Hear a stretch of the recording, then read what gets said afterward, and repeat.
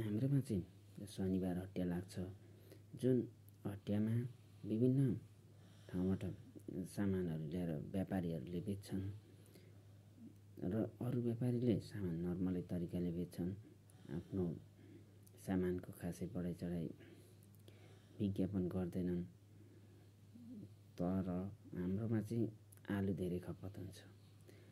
आलु खपत धेरै हुनाले व्यापारीहरूले पनि धेरै आलु ल्याउँछन् र व्यापारी पनि धेरै छन् आलुका। तिनीहरूले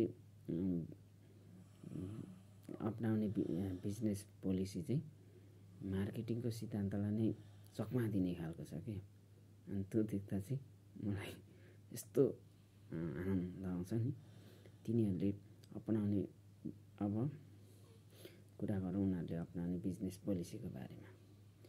त्यहाँ आलु व्यापारी धेरै हुनाले के भन्छन् भने कसैले 100को 3, 100को, अनि अर्कोले 100को 4 भन्छ। अनि त्यहीबाट अर्कोले के भन्छ, सुगर फ्री भन्छ। अब भन्नुहोस्, आलु पनि सुगर फ्री हुन्छ भने हुन्छ त? अहिलेसम्म सुगर फ्री आलु पनि उत्पादन भइसक्यो त नेपालमा।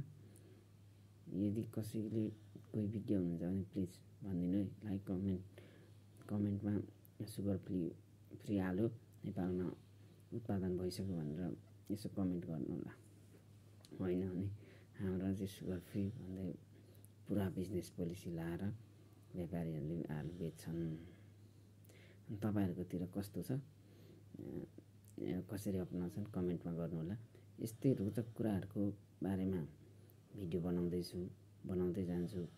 यसो मेरो युट्युब च्यानललाई सब्सक्राइब गर्न नभुलिदिनु होला। धन्यवाद।